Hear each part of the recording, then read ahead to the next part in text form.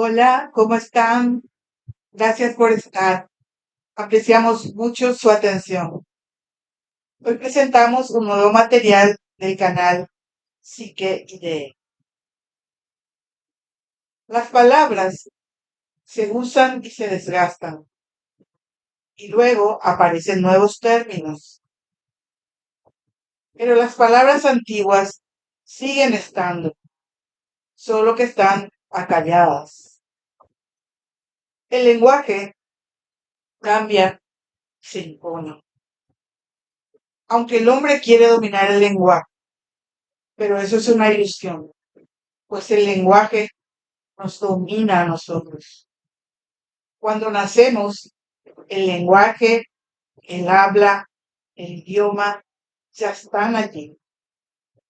El lenguaje es la casa del ser, dice Martin Heidegger. Es decir, estamos dentro del lenguaje. Pero el hombre se comporta como si fuera él el que hace y es el dueño del lenguaje. Pero no, el lenguaje es el lenguaje el que es y ha sido siempre el Señor, el amo del hombre. Este dar vuelta, este giro de esta relación de dominio es lo que juzga la naturaleza del lenguaje a lo no hogareño, a lo inquietante, a la desorientación y muchas veces angustia. Es lo que hacían en el clan TAP, el clan Trevi Andrade Portillo, para dominar a las niñas, crear un lenguaje propio. Por eso, lo primero que hacían era cambiarles los nombres. Ahora estamos en un nuevo siglo y mucho del lenguaje ha cambiado. Y no solo por el paso del tiempo, sino también por la tecnología que ya habita en nuestras vidas. Y aparecen términos como mobbing, bullying, grooming, gaslighting, brainwashing, ghosting, etc., que tratan de explicar ciertas conductas que ya existían desde siempre. Es decir, la ciencia de la conducta, del comportamiento, que es la psicología, por ejemplo, aísla un patrón que se repite, lo pone bajo una campana, lo da un campo, lo estudia y lo bautiza. General y últimamente en inglés. ¿Por qué?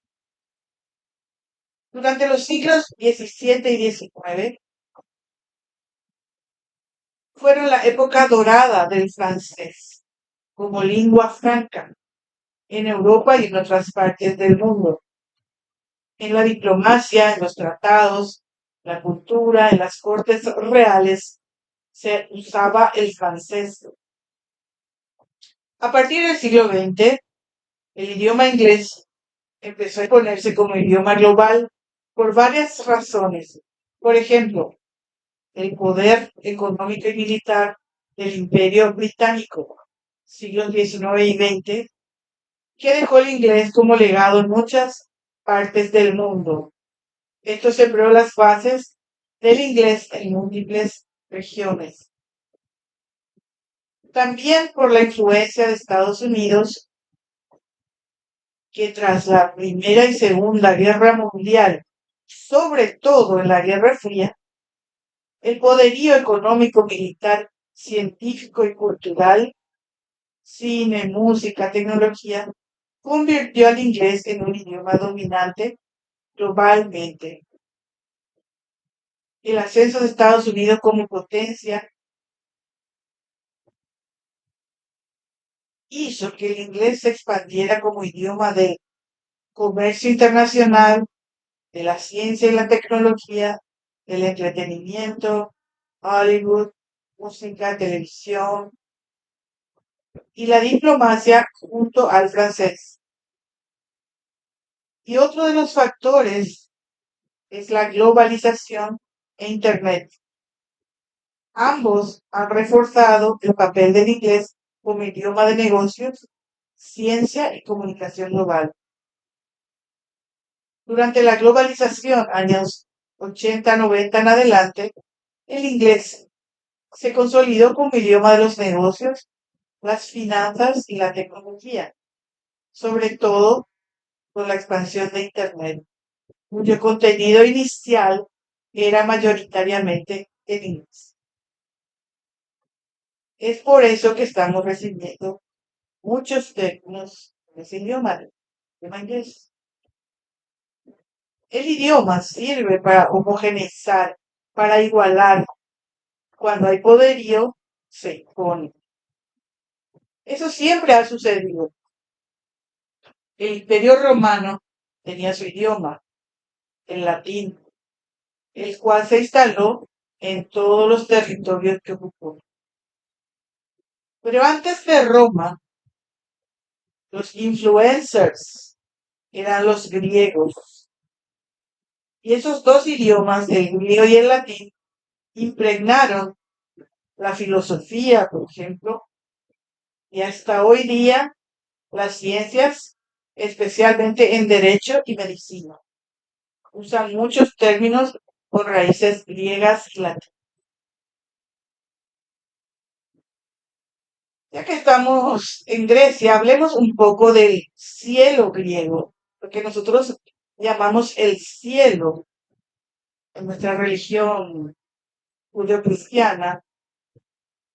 Para ellos se llamaba Olimpo. El Olimpo era el cielo. Recuerden que este mundo griego es anterior al cristianismo. Y sabemos que el cristianismo partió en dos la historia, antes de Cristo y después de Cristo. Y ahí el cristianismo se expandió como una religión monoteísta y vertical que tiene un Dios único. Bueno, en la mitología griega no era así. Su Olimpo era la morada de los principales dioses griegos. No era un lugar regido por su autoridad suprema incontestable, sino un sistema complejo politeísta. Poli quiere decir varios, teos quiere decir Dios, es decir, de varios dioses. Múltiples deidades convivían y competían y colaboraban ahí en el Olimpo. A pesar de que Zeus ocupaba una posición central como rey de los dioses. Su autoridad era limitada y constantemente cuestionada por otros dioses con voluntad propia.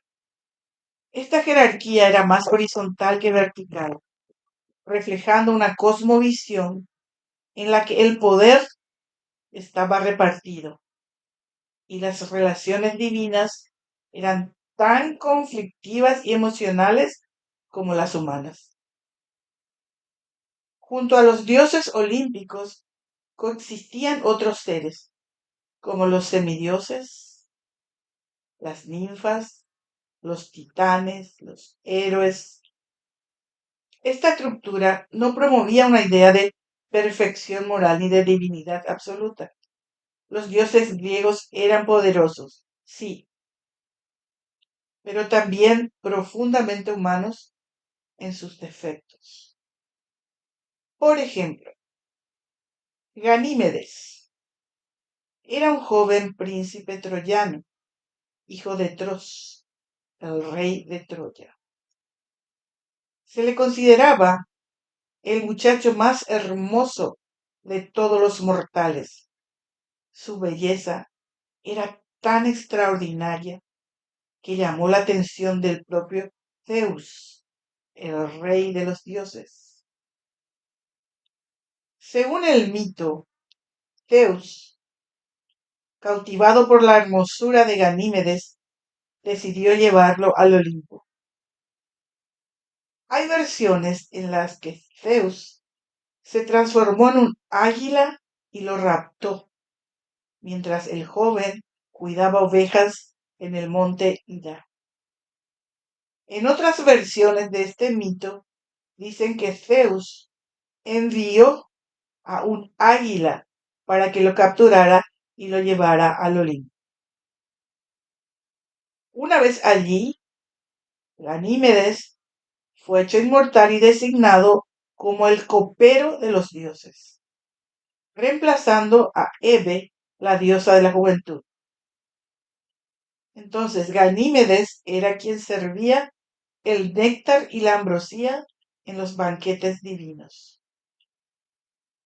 En la tradición griega, Zeus se enamoró de Ganímedes y su relación hoy día se calificaría como grooming.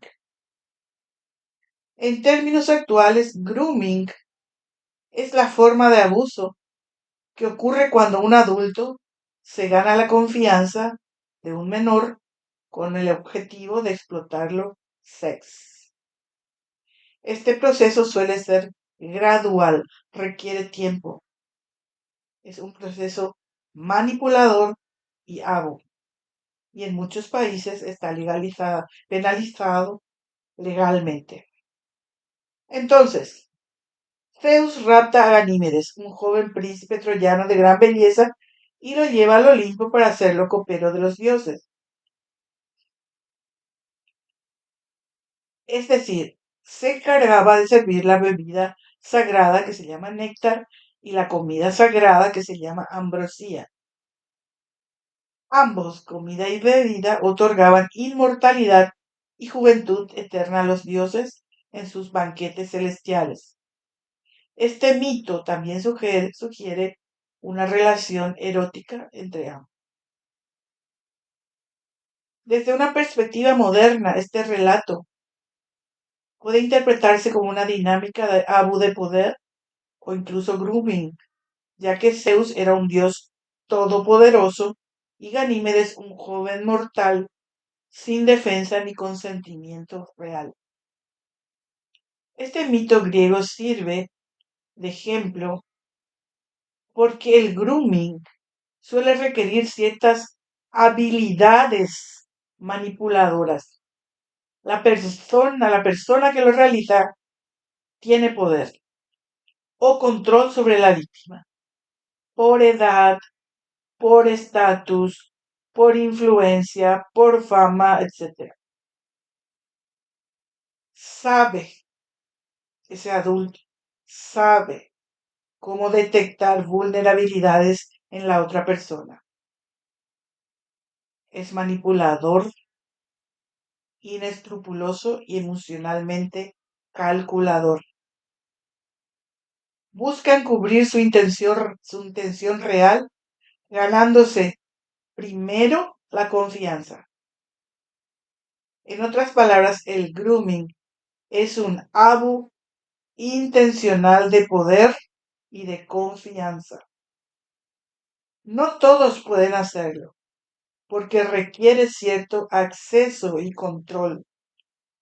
Por suerte, el grooming puede fracasar, es decir, que alguien detecte y rechace el abuso, porque no es un método perfecto, pero sí es peligrosísimo.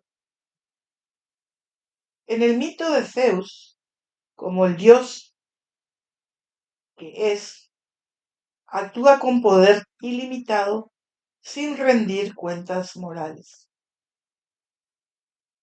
En realidad, la realidad actual, el grooming es una forma de violencia sex y psicológica. El hecho de que alguien lo lleve a cabo con éxito solo revela su capacidad de manipular y abusar del poder. Grooming es el acercamiento y manipulación a un menor con fines de abuso, sex y explotación. Zeus, el rey de los dioses, es conocido por sus múltiples episodios de seducción y a menudo coerción. En algunos relatos, Zeus utiliza engaños, disfraces o su poder para acercarse a sus objetivos y obtener lo que desea, sin importar su consentimiento real. En el caso de Ganímedes, era un joven inocente, incauto. Zeus, un dios, se encaprichó de él y transformado en un águila, lo raptó y lo llevó al Olimpo. Aunque es un mito, hoy día se puede ver como una historia con claros elementos de abuso de poder y atracción hacia un menor tiene un eco inquietante con el grooming moderno. ¿Por qué? Hay diferencia extrema de poder entre un adulto manipulador y un menor vulnerable. Uso del encanto, el poder o los regalos. Zeus ofrecía privilegios y estatus y hasta la inmortalidad. Hay falta de consentimiento real. Estos mitos podrían compararse de manera simbólica o metafórica por los elementos de engaño, manipulación y aprovechamiento de la vulnerabilidad. Vemos el uso del engaño, poder y manipulación para acceder a personas más vulnerables. El grooming moderno implica el engaño, la manipulación emocional, abuso de confianza con fines claramente depredadores, porque a Ganímedes al final lo convirtió en un sirviente, en el copero de los dioses.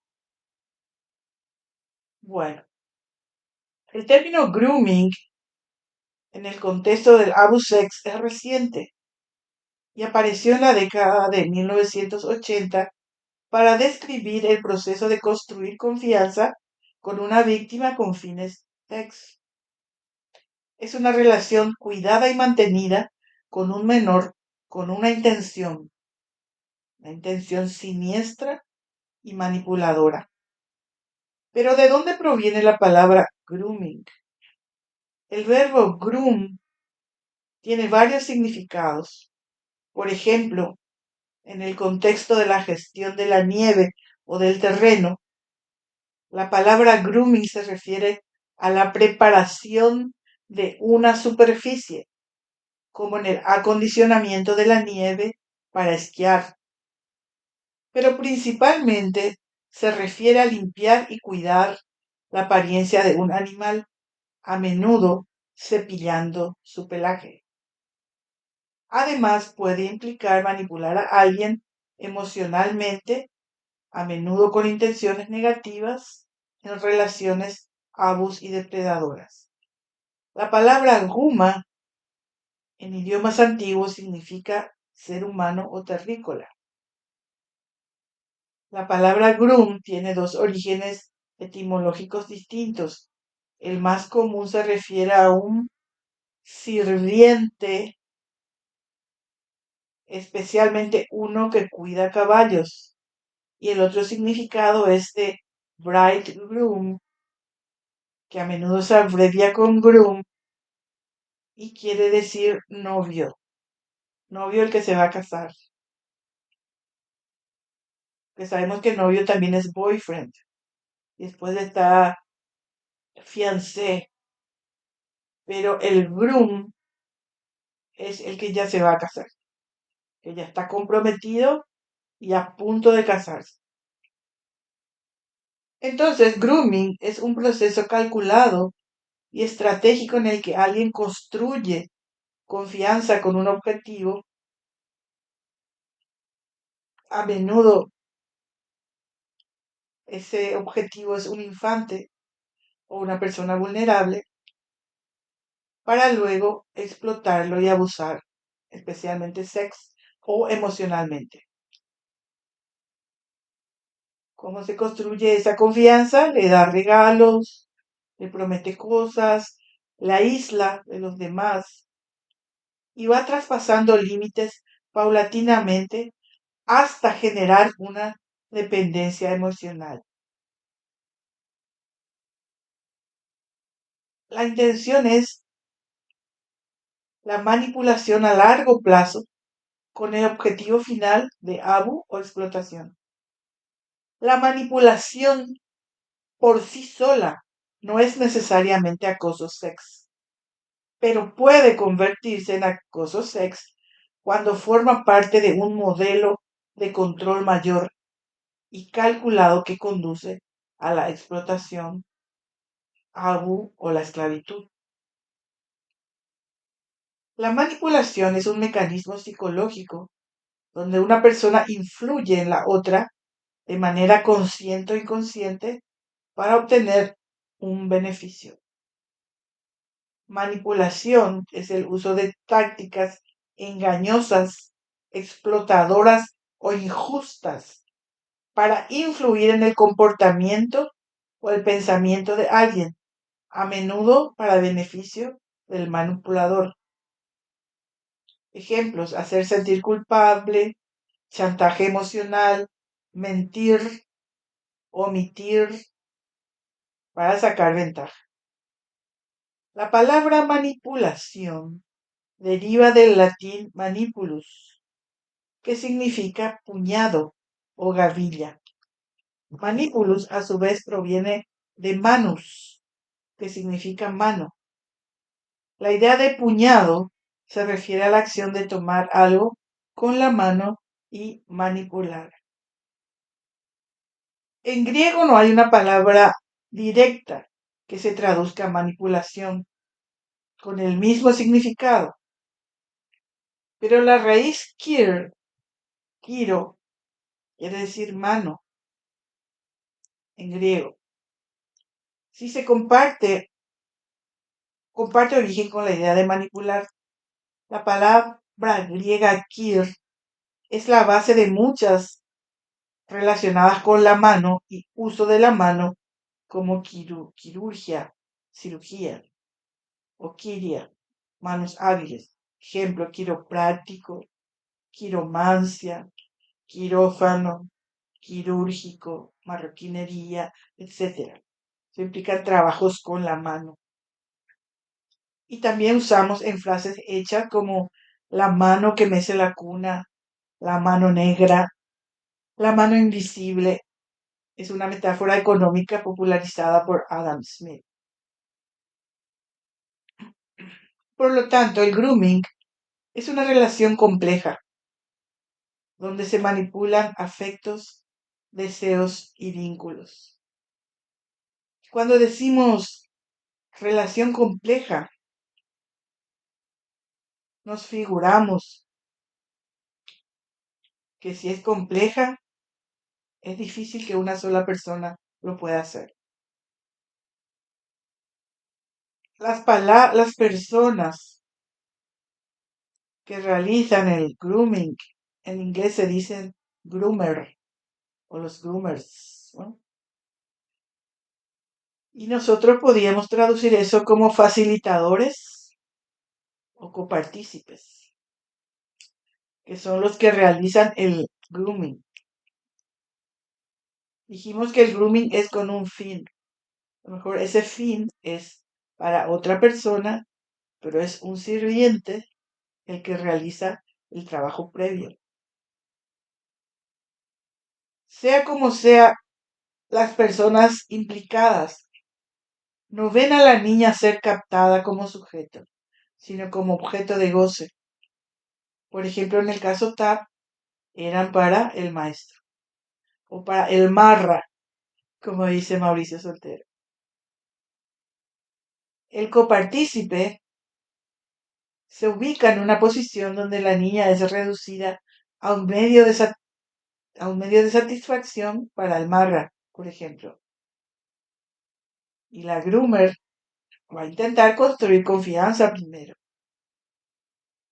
El depredador y su equipo disfrutan transgrediendo las normas y buscan situarse como los que saben respecto al deseo, al anhelo, al sueño de la niña. Por ejemplo, el modelaje, ser artistas, ser famosas. Esos eran generalmente los anzuelos que usaban. El grooming puede pensarse como una puesta en escena donde el clan Ta, por ejemplo, se posicionaba como aquellos que encarnaban el deseo de la niña, intentando ocupar un lugar que no les correspondía. Manipulaban a la niña con la ilusión de que había un amor, una amistad, un vínculo especial, una academia, distorsionando totalmente la realidad. Ellos sabían que no había nada de eso. Las groomers o probables copartícipes se disfrazaban de alguien amoroso, protector, cuidador, religioso, empático, para ganarse la confianza. Usaban el lenguaje como trampa. Los seres humanos somos seres humanos deseantes, porque somos incompletos. Siempre buscamos algo, siempre nos falta algo. Eso nos ayuda a conquistar nuestros sueños y nuestros ideales. Eso nos ayuda a tener ganas cada mañana, esa búsqueda, ese vacío que queremos completar, porque somos seres incompletos. El clan Tap manipulaba ese deseo de la niña, pero en el fondo siempre la estaban viendo como un objeto del deseo del Marra, lo cual era completamente destructivo, ya que la niña aún no estaba preparada para ubicarse en esa lógica deseante adulta.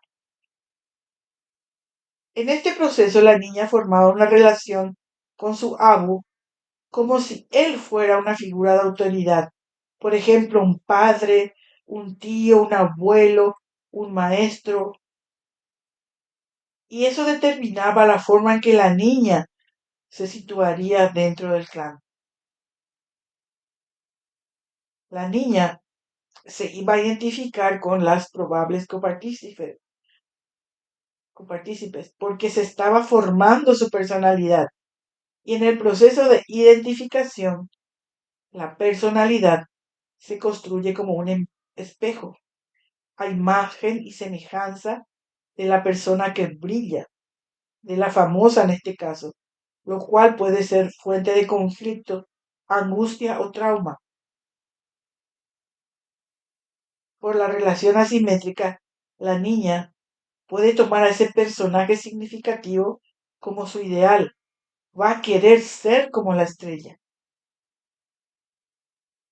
La persona que acerca a la niña finge parecerse a la víctima, en su vestuario, en sus actitudes, en su vocabulario.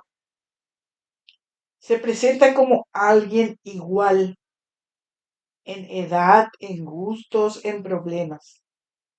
Crean un reflejo, crean un espejo en el que la menor se identifica emocionalmente. Le dicen al adolescente sobre el depredador, por ejemplo, solo tú le podrías entender. Eres especial para él. Él sufrió mucho. Solo tú le puedes salvar. Y muchas veces recurrían al mito, a la leyenda de Lucerito o de Aline, como las villanas que le rompieron el corazón al pobre señor Andrade. Esto hace que la niña se identifique con esa versión idealizada de sí misma, proyectada por el amo. Le hacen sentir mágica, le hacen sentir a la niña con poderes curadores. La niña comienza a tomar al depredador como una figura de referencia, incluso por encima de sus padres o cuidadores. Esto anula las defensas y crítica interna y la menor confunde cuidado con abuso. La identificación emocional facilita el control del depredador. La niña deja de ver el peligro porque desea ese vínculo. Ese es uno de los componentes más peligrosos del grooming. La adolescente se identifica con una imagen idealizada del PDF o del vínculo. Le hacen creer que es un noviazgo y que ella es la nueva Lucerito. La identificación se usa para generar confianza, dependencia y control. En efecto, el proceso de identificación es anular la percepción del peligro. Por lo tanto, facilita el abuso. Cuenta Karina Yapor en su libro que la marca le decía que el Marra era una persona muy buena y solitaria. Y yo le creía, dice Karina, le creía a la marca. También le aconsejó, voy a repetir porque hay que dejar claro, la marca le aconsejó a la niña Karina de 13 años que le hablara de tú a Sergio, que le tuteara. Porque según la marca, él, el Marra, era un hombre muy joven y de lo contrario podría ofenderse. O sea, le distorsionaba la realidad. Le presentaba un hombre obeso, desalineado, desaliñado, silente, porque dice que ni hablaba, que les despreciaba. Y les decía que esa cosa era muy bueno y que esa cosa era muy joven. Entonces ella tenía que tratarle de Sergio. Sergio, tú, no tenía que decirle ni por error, señor, porque eso a él le ofendía. Y aquí estoy hablando de solo caso de un solo episodio. Imagínense todo lo que les decían para convencerlas, para crear confianza. Y se aprovechaban de la inocencia y vulnerabilidad emocional de la menor porque estaban aisladas, ilusionadas. Entonces, la identificación impide que vea las alertas rojas de la situación y le crean confusión a la niña, lo que refuerza la dominación del clan. ¿Por qué?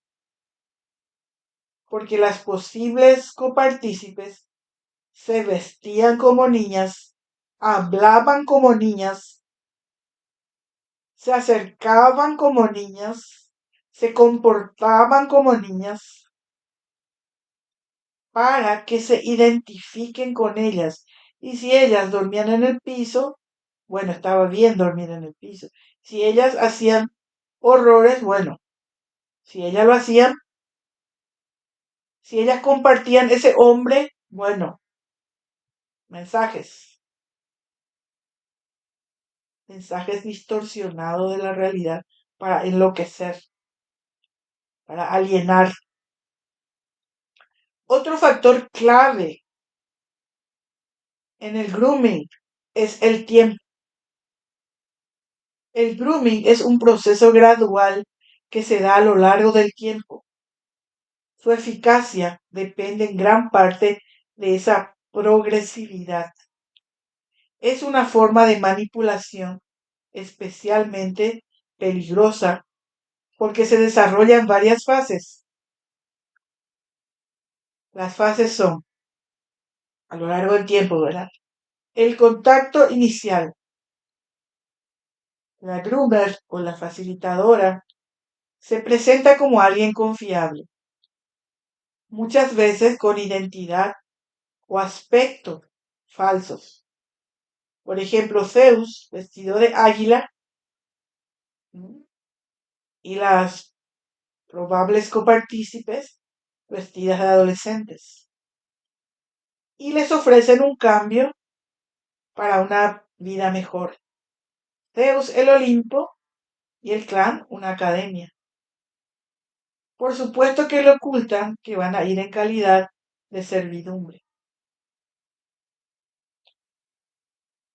Otra etapa es la construcción del vínculo emocional. Le hacen sentir especial a la niña, comprendida, valorada. Le dicen que es un diamante en bruto. Y la otra fase es el aislamiento. La aíslan de otras figuras significativas para la niña. Intenta separarla emocionalmente de sus padres, de sus amigos, sus familiares. Ellos no te entienden como yo. Ellos te envidian porque tú eres especial. Solo yo te entiendo. Y también otra fase es la sección progresiva. Introduce el tema sex de forma paulatina, probando las reacciones y normalizando conductas. ¿Tienes novio? Le preguntaban a todas las niñas que entraban ahí. Y le hablaban de la telita, que no sirve para nada. Les llevaban al cine, muchas veces cine no por a una nena.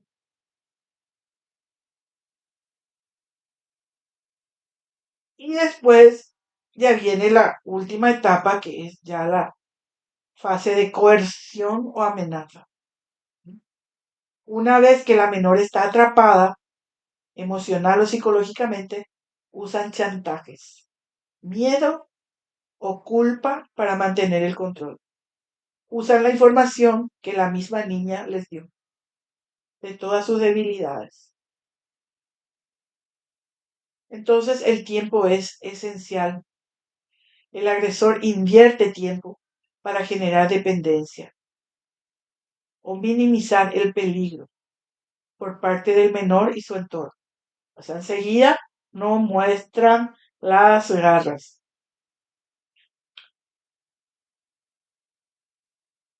Este proceso es consciente, sí, de parte del abusador es consciente.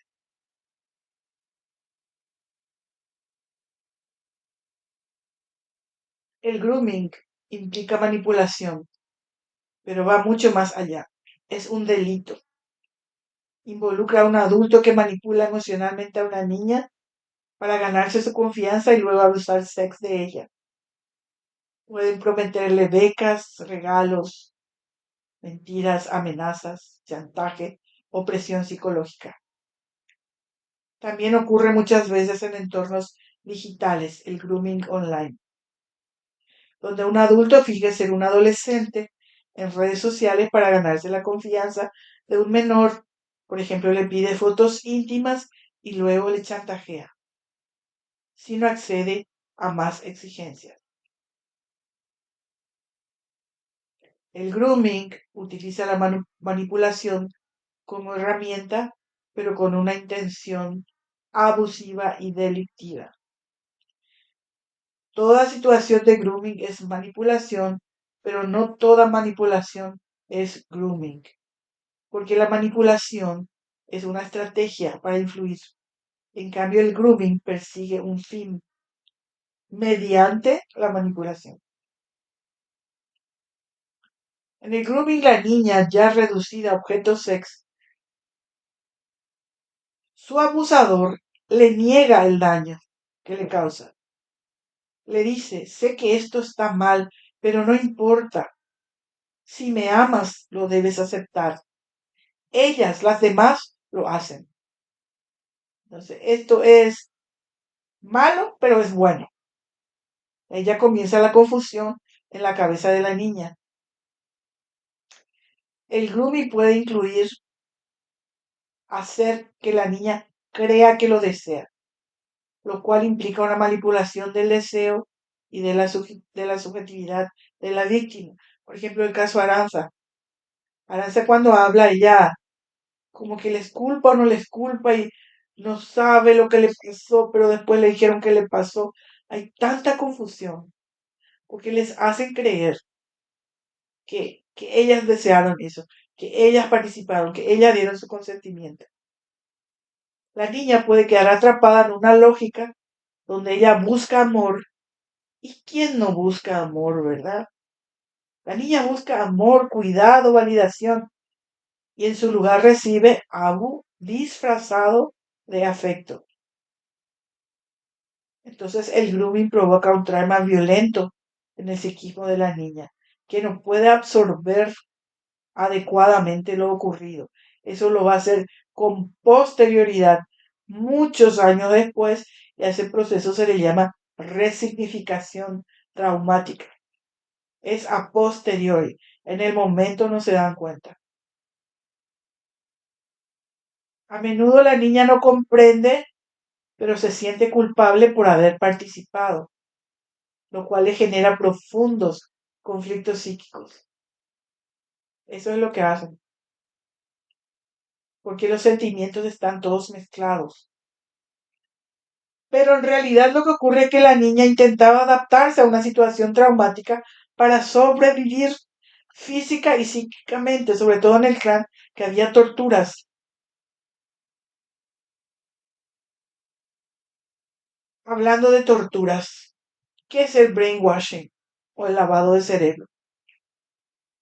El brainwashing viene del ámbito militar y político, especialmente en contextos de tortura, coerción, adoctrinamiento y control mental. Implica someter a una niña a un bombardeo de mensajes, amenazas, aislamiento y manipulación afectiva, con el fin de modificar sus ideas, creencias e identidad. Sumado en el clan TAP, sacar todo, ¿no? Tenerlas con hambre, con sueño, con ejercicios, con trabajo inhumano, etc. El lavado de cerebro no es simplemente una imposición externa, sino que algo en el sujeto, algo del interior del ser humano responde a ese discurso. Como bien dice Liliana, una cárcel mental. No es que todo queda en el físico, la, la tortura, el lavado de cerebro. Y en casos muy extremos, la víctima puede llegar a identificarse con el torturador porque ella tiene que sobrevivir, le tiene que dar la razón. En el lavado de cerebro se destruye la identidad previa con, dijimos, cambio de nombre, aislamiento, silencio, humillación, hambre, le saca la acción, la persona se vuelve pasiva, sometida. Eso es objetivar, porque el sujeto implica acción. El sujeto de la oración en gramática es el que realiza la acción del verbo. Bueno, cuando te sacan de subjetividad, te sacan de tu rol de sujeto, entonces te ponen como objeto que ya no tenés acción, sos pasivo.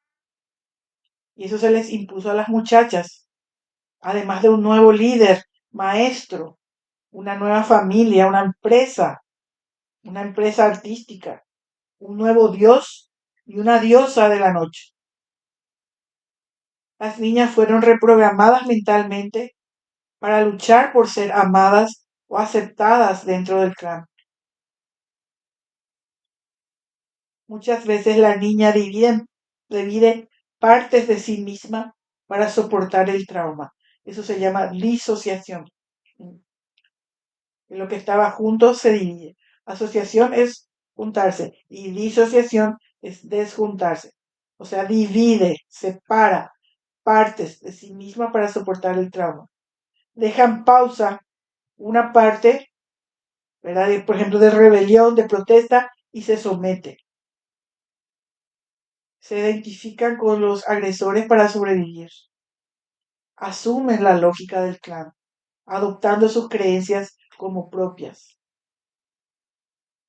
El depredador se posiciona como el sabio, el que tiene lo que la niña desea. Y la niña muchas veces actúa buscando no perder el amor o reconocimiento del marrano. entonces cede por la culpa o por la necesidad de amor. La víctima cede algo de sí, de su deseo, de su vocación, de su sueño, para sostener el lazo con el rey Midas. El lavado de cerebro es una forma extrema de manipulación. La niña se degrada, se cosifica, deja de ser sujeto con sus propios deseos y sueños para hacer algo para el depredador. Vas a vivir para complacer al mar, intentando ser la mujer perfecta para el depredador. En ese punto la niña ya no actúa como un sujeto. El marra se convierte en una figura paterna protectora. Yo te voy a dar la oportunidad. En una figura amorosa. Solo debes amarme a mí. Y la víctima se convierte en obediente, callada, vigilante, sumisa, disponible, adaptada al clan. Y encima ellos hacían que la niña se sintiera culpable, incluso si no habían hecho nada malo. Y el depredador reforzaba este sentimiento diciéndoles, tú lo elegiste, tú te lo buscaste, vas a escribir 1.000.000 de veces, no debo mentirle al marra. Eso facilitaba que la niña aceptara la tortura, creyendo que lo merecía o que no tenía derecho a rebelarse. Para sobrevivir, la niña negaba que le pasaba o racionalizaba. Se engañaba y decía, él me cuida, él es mi única salida, él siempre se sale con la suya, porque él era el amo absoluto. Era dueño y señor del dinero, la fama, la comida, el descanso, hasta permiso para ir al baño. Y ponían a competir a las niñas para ocupar el lugar de la favorita. Y el marra disfrutaba, sometiendo, humillando y controlando a las niñas. El marra actuaba como el dios que las bautizaba, definía y les daba lugar. Y le tragó el personaje literalmente porque el tipo llegó a bautizar cual sacerdote a su propia hija. Él, en papel de sabio, les decía qué valían, qué no valían, qué era, qué podían hacer, qué no podían hacer. Las niñas dejaban antes de entrar al clan sus sueños y sus palabras y se convertían en mercancía o servidumbre silenciosa.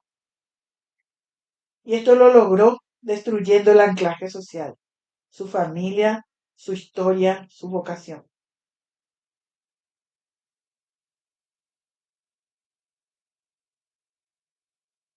La niña abusada desarrolla una empatía forzada con el adulto que la daña para sobrevivir, porque dentro del clan habían perdido todo.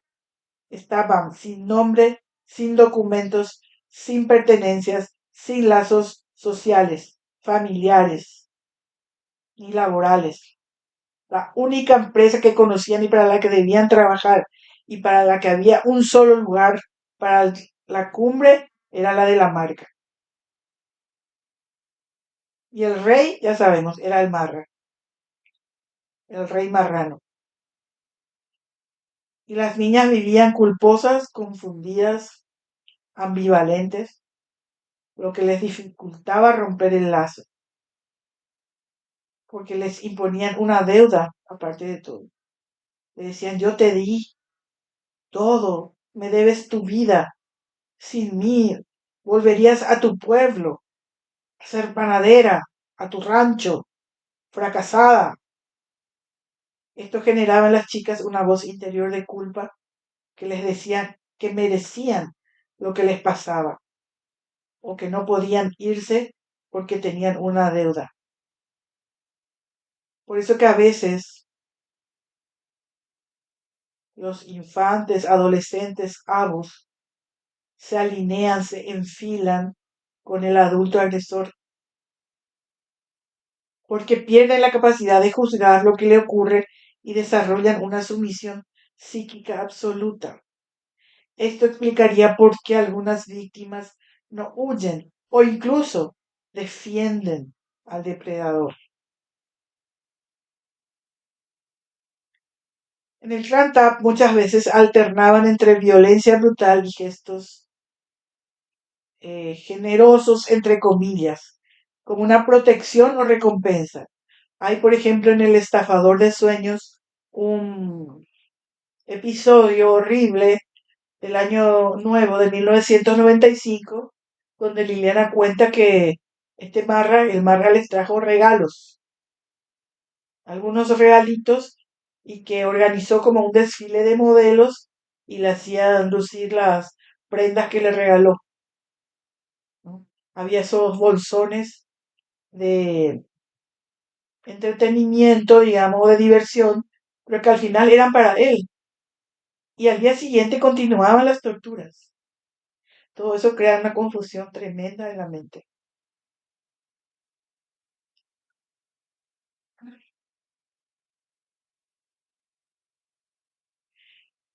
Toda esta descripción del grooming es para demostrar lo complicado que es el proceso de preparación, convencimiento, reclutamiento, etcétera.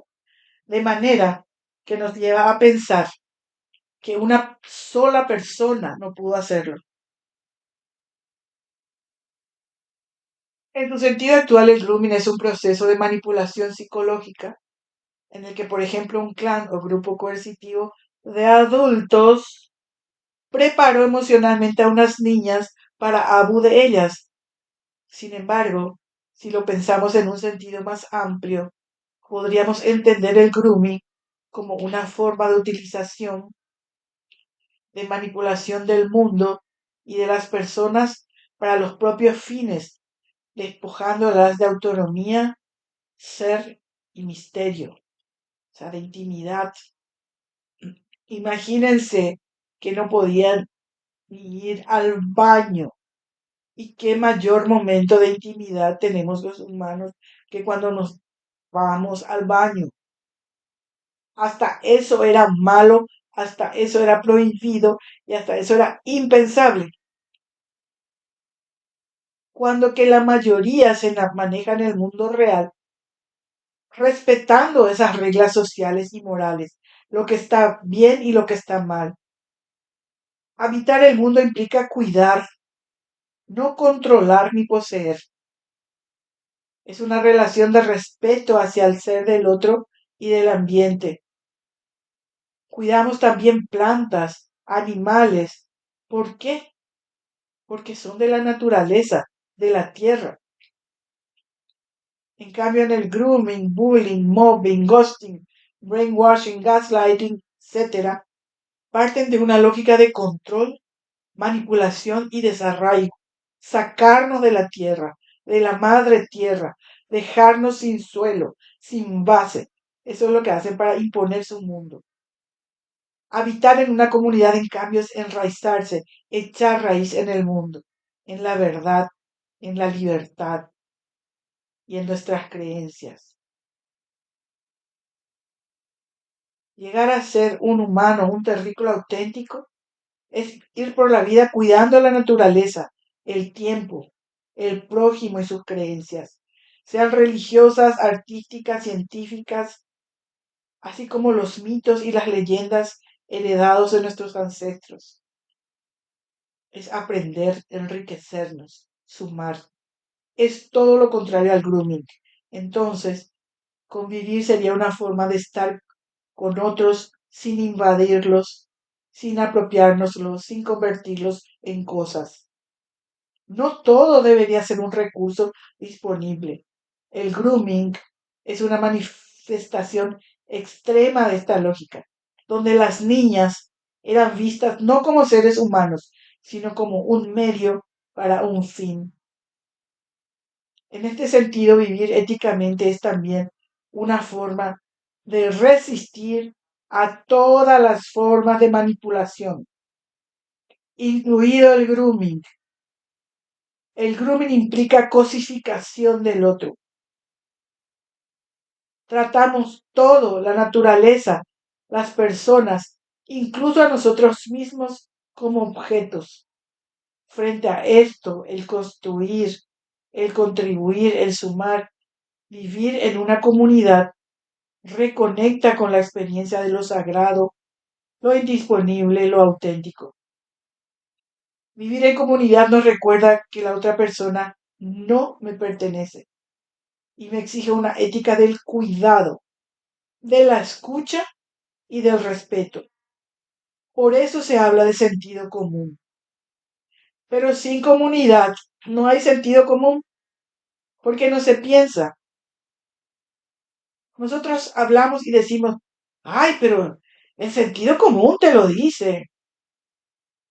Solemos externar, pero no, sino hay comunidad. Como dice el sentido común, no existe. Por eso no dejaban que las chicas hablen entre sí para que no pensaran. El anti-grooming o rechazar y condenar al grooming no es solo una reacción a un crimen psicológico y físico. Es una forma de habitar el mundo con los demás de una manera ética, cuidada y no manipuladora. Habitar, convivir, compartir, nos invita a vivir el mundo sin violentarlo ni usarlo, ni a las personas, ni a la naturaleza, ni al lenguaje.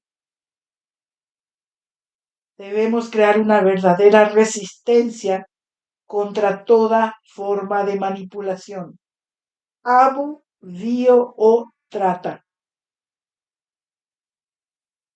Hasta la próxima.